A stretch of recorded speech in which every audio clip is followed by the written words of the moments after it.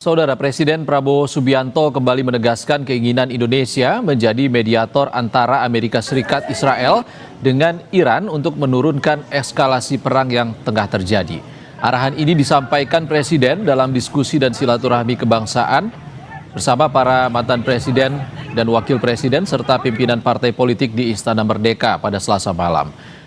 Melalui Menteri Luar Negeri, Presiden menyampaikan sikap Indonesia yang menekankan penghormatan atas kedaulatan wilayah. Presiden juga menegaskan pentingnya kembali ke meja perundingan untuk mencari solusi terbaik bagi kedua pihak, serta kembali mengemukakan keinginan Indonesia untuk menjadi mediator agar menurunkan eskalasi di wilayah konflik.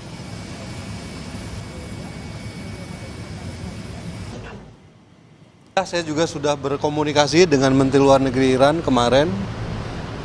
Beliau menelpon saya, kemudian menjelaskan posisi Iran. Tentu saja kami menyampaikan juga sikap Indonesia bahwa kita menyesalkan perundingan yang terjadi kemudian gagal, yang berakibat pada terjadinya eskalasi. Kemudian kita juga menekankan lagi prinsip-prinsip penghormatan kita terhadap integritas wilayah, terhadap kedaulatan wilayah suatu negara. Kemudian kita juga menekankan kembali pentingnya untuk kembali ke meja perundingan. Dan juga yang pasti kami menyampaikan lagi keinginan dari Bapak Presiden untuk menjadi mediator dalam upaya mendinginkan dan menurunkan eskalasi di wilayah tersebut. Dan ini merupakan pandangan-pandangan yang juga beliau terima. Kita masih membahasnya dengan pakar Timur Tengah dari Universitas Bidus, Mbak Tia Bariatul Kiptiah masih bersama kami, Mbak Tia. Masih.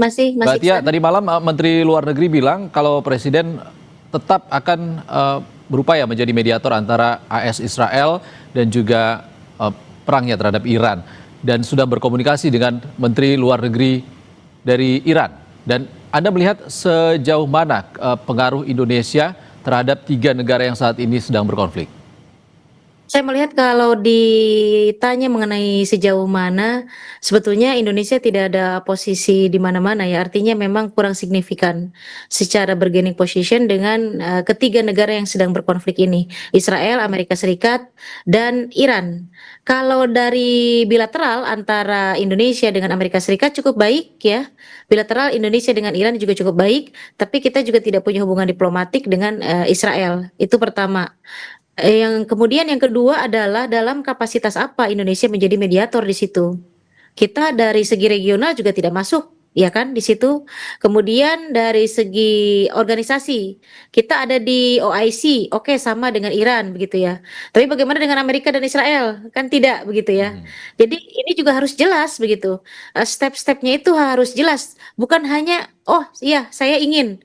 Terus what next? Apa selanjutnya setelah ingin? Kemudian meminta itu tadi yang saya jelaskan, meminta Iran kembali kepada meja perundingan. Nah, masalahnya kan sudah tidak ada kepercayaan itu tadi dari Iran. Apakah Indonesia punya kapabilitas untuk meyakinkan Iran supaya percaya lagi kembali ke meja perundingan? Itu pertama. Yang kedua, apakah Indonesia juga mempunyai kekuatan untuk bisa membujuk Amerika Serikat untuk konsisten dalam perundingan? Nah, jangan-jangan itu tadi yang saya bilang, ketika mereka misalnya berhasil membujuk Iran untuk percaya lagi, tiba-tiba diserang lagi. Kan ini ada pihak ketiga nih, Israel ini, begitu ya.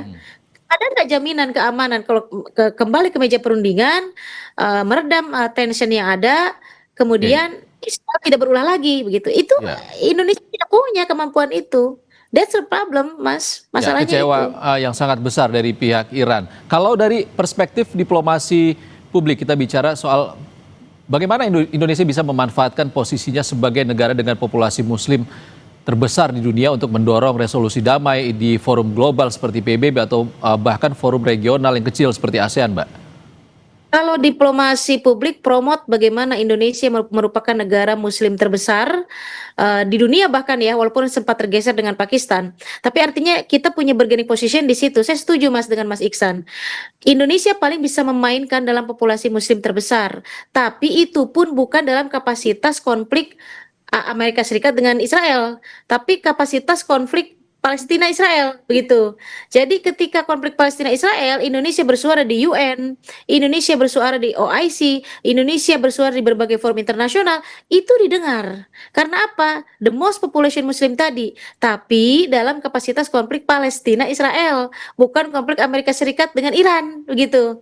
Jadi berbeda, ini konfliknya berbeda. Ini bukan konflik Israel Palestina yang kita bisa menjual the most population Muslim itu tadi sebagai bentuk diplomasi publik yang Mas Iksan katakan begitu. Tidak berbeda, ini tidak bisa disamakan bagaimana kita mempromosikan Indonesia di kancah politik global sebagai negara the most population Muslim. Oke. Tapi konfliknya Amerika Iran nggak bisa.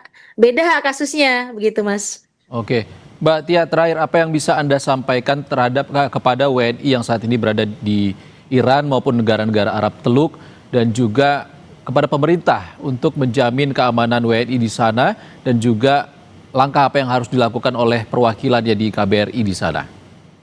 Saya pikir pemerintah dalam hal ini terus harus berkoordinasi dengan KBRI di setiap negara yang terdampak konflik, Mas.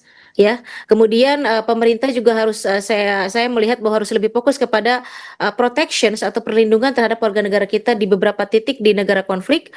Kemudian pemerintah juga sebaiknya jangan pernah lengah sedikit pun bahwa kapan harusnya memberikan instruksi untuk waspada, kapan harusnya memberikan instruksi untuk memberikan poin-poin bagaimana mereka tetap secure, kapan harusnya memang mengevakuasi begitu.